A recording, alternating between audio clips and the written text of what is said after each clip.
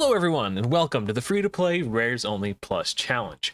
On this account, I've been progressing through the game using champions who are rare, uncommon, or common, plus any champion who is free and permanently available to all players. You'll have to forgive me, it's been a while since I've done this.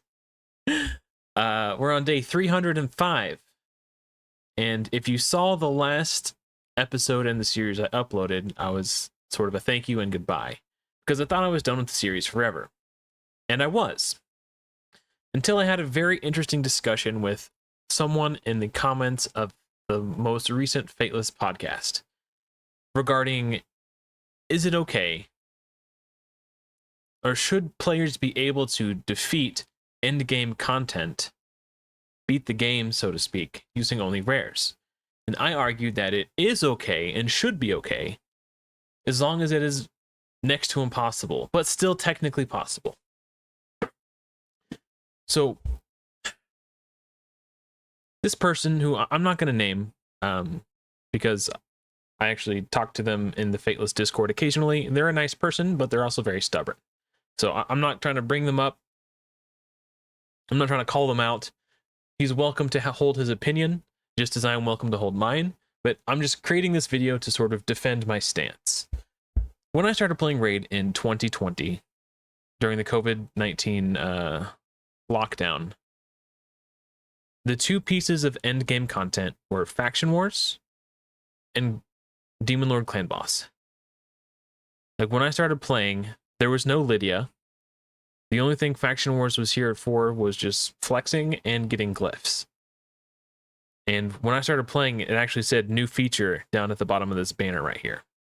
There was no Tag Team Arena, there was no Doom Tower, there was no Curse City, there was no Siege. There was no Hydra, there was no Chimera. It was just Clan Boss was the only Clan Boss, Demon Lord. And at the time, when I started playing, Ultra Nightmare Clan Boss was endgame content. And today, I've concocted an all rares Ultra Nightmare team. Now, if you've seen the series before, you'll know that I've already done a team very similar to this, only I used High Katoon, who was an epic. But an epic is not a rare. So I've altered their gear and replaced High Katoon with Apothecary.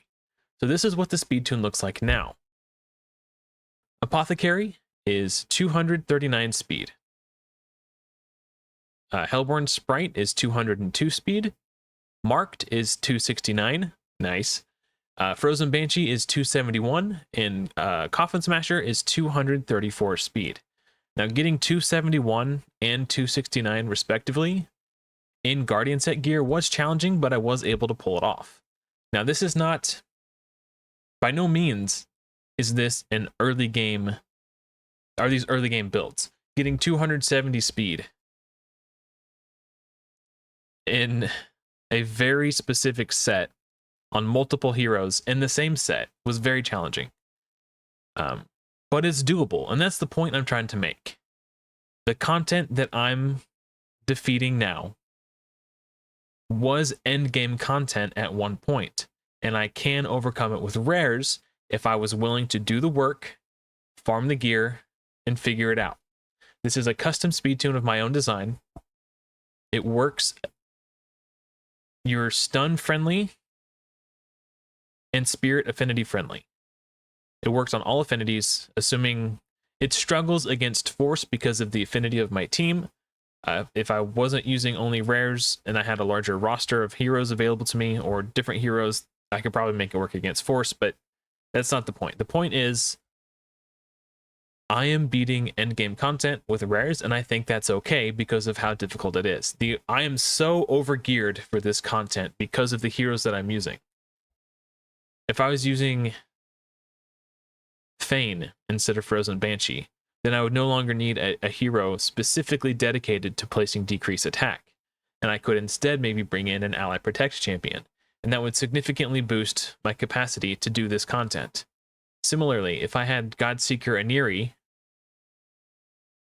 then I'm extending the debuffs, which is what Hellborn Sprite is doing, but I'm also bringing additional heals. If I had someone like Tyrant Ixlamore to place increased defense and ally protect and reduce incoming damage and plays HP burn, like, you get the point I'm making. The content should be doable with rares, but by no means should rares be the most optimal route. They are merely a stepping stone for players to progress to the higher tiers of heroes and champions. As I'm editing this, it occurred to me I forgot to make a distinguishing point, which is I don't necessarily think every piece of content in the game forever should be able to be beaten with only rares. What I'm trying to say is all the content that's released within the first year or maybe first 2 years of the game should be able to be completed with only rares. If a player is skilled enough, knowledgeable enough, and determined enough to farm the gear necessary to overcome it. When you use rares like this, you have to significantly overgear them, more so than you would if you're using epics or legendaries. It becomes far more difficult because the stats required are it's far more gear intensive because you have lower base stats and you're using smaller debuffs. But the fact remains that it should be doable. Now, I'm not saying that Faction Wars hard mode should be able to be completed with rares, but I do think Faction Wars should be able to be, and probably could be if your gear was good enough, and I think that's fine. That's really the point I'm trying to make.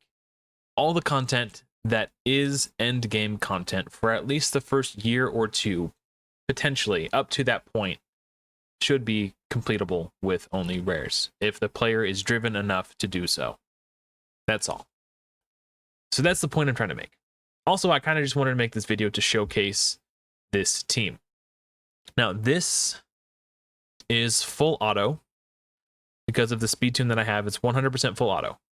But the problem with it is that while it's on full auto, Hellborn Sprite will place heal reduction on the boss, which takes up a debuff slot and prevents Frozen Banshee from placing her big poisons, which do 62,000 damage per tick. That's a lot of damage to miss. So while I did do a test with this on the full auto version this morning, I'll show you a screenshot of those results here. But now I want to try something else. This is the manual setup version. So on the manual setup, it requires a very small setup, which is basically everybody's full auto except for Hellborn. I'm going to A1 and then A1 and then hit auto. And what this is going to do is rather than waste a debuff slot with this, she will instead try to place the weaken. And because of the blessing I have on her, there is a 40% chance she will place the big version of weaken instead. Similarly, with marked, because of her awakening blessing, she will also have a 45% chance to place the big version of decreased defense on her A1. Yeah, so that's what we're doing. We also have Mark's A2 turned off because she's full auto. She just does what she needs to do. So we're going to try the manual setup just to see how it compares to the full auto version, just to see how big of a difference it makes.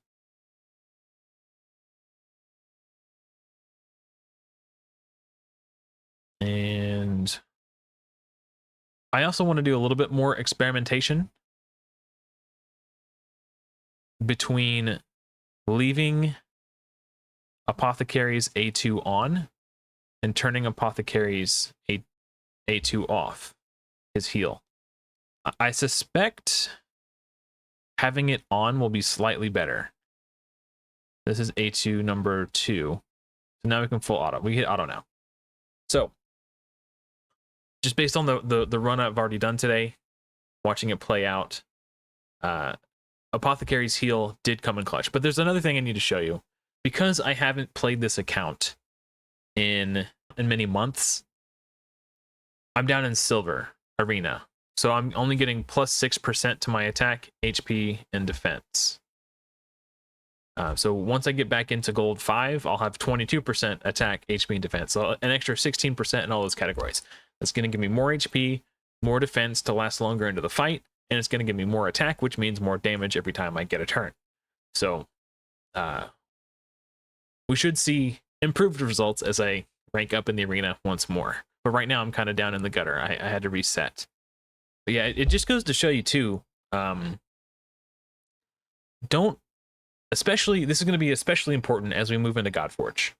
There is this, what I believe to be a fallacy, where people will turn their nose up at a hero because they simply have the small version of a buff or the small version of a debuff. And if you have to choose between two, like if you have this option and that option, obviously take the better option. But if you don't have either, sometimes the small version is enough. It's not always about having the most or whatever. Sometimes it's just about having enough. And sometimes the small versions of these buffs and debuffs is enough. Like Hellborn Sprite, for example, places the small version of increased crit rate, I believe. Yeah, it's only 15% crit rate. But that's an extra 15% crit rate on everybody. Like, that makes a big difference. Like, I don't know. Something to consider. And even though marked only places by default the small version, with a slight chance to place the big version, the small version is better than nothing. So, I don't know. Just something to think about. Don't be so eager to dismiss a hero because they only have speed up 1 or attack up 1 or whatever the case may be. So the bare minimum required for a 4-key Ultra Nightmare is 17.5 million. So we're looking pretty good here. I'm quite confident that this is going to be an easy 4-key. So easy, comfortable 4-key.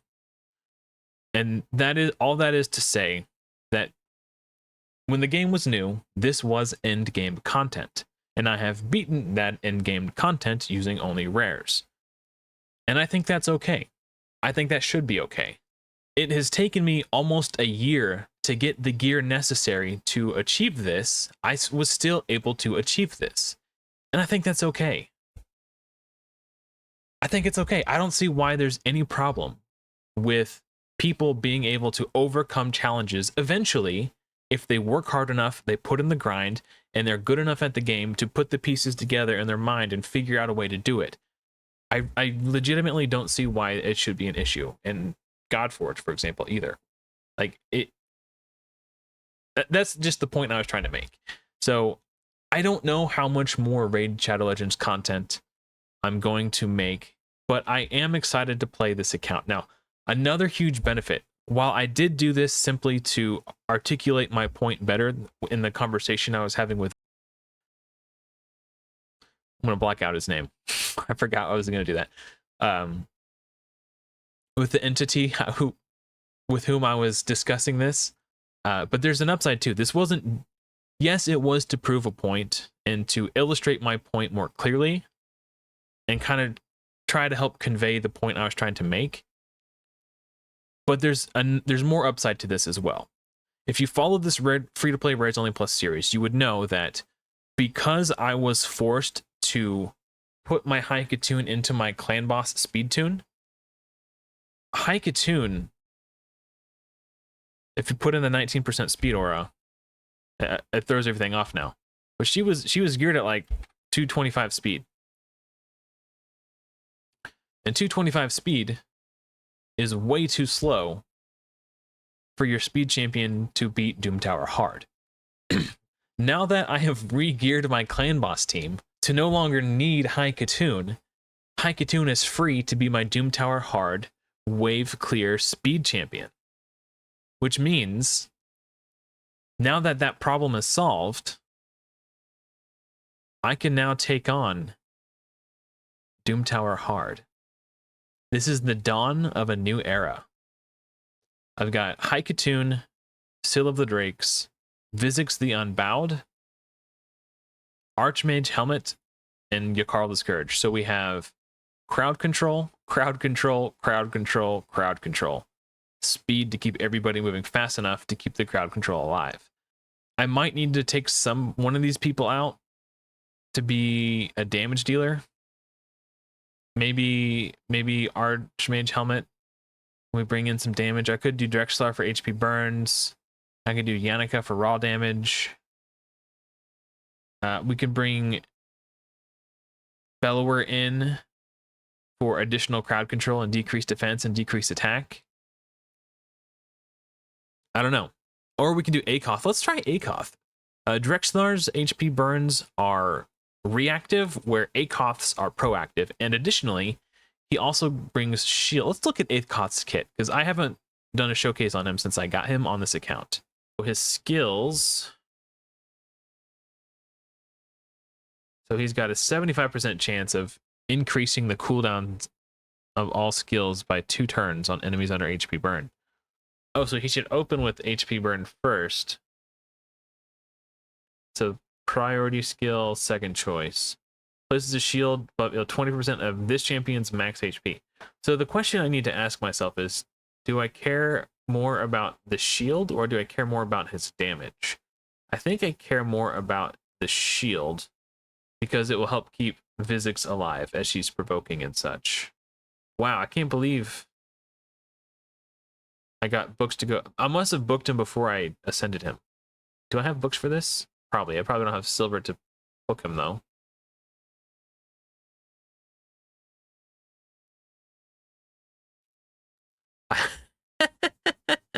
I have exactly enough silver. I have 1,000 left. Wow. Why do you build me up? Buttercup. We got to build him up. That's why I was singing that song. So with a little bit of glyphing, this will be good enough for Doom Tower Hard. Okay, which I don't have the silver to do right now, but this is just like a very baseline build. This should be good enough for our early stages. Start auto climb. So yeah, I think I'm back. If it wasn't for the entity who shall remain nameless, with whom I was having a discussion regarding whether or not it should be possible for players to beat content using only rares, I would not have been motivated to build the rares only Ultra Nightmare Clan Boss team. And if I had not built the rares only Ultra Nightmare Clan Boss team, I would not have been able to free up Haikatun to be my Doom Tower Hard speed champion. So whether you agree with me or you agree with this entity who shall remain nameless, the bottom line is they're the ones who got me back into raid, whether they intended to or not. So you have that person to thank. But anyway, I think that's going to do it for me, guys. Thank you so much for watching. Hopefully, I will see you all in another video soon. But until next time, everyone, take care.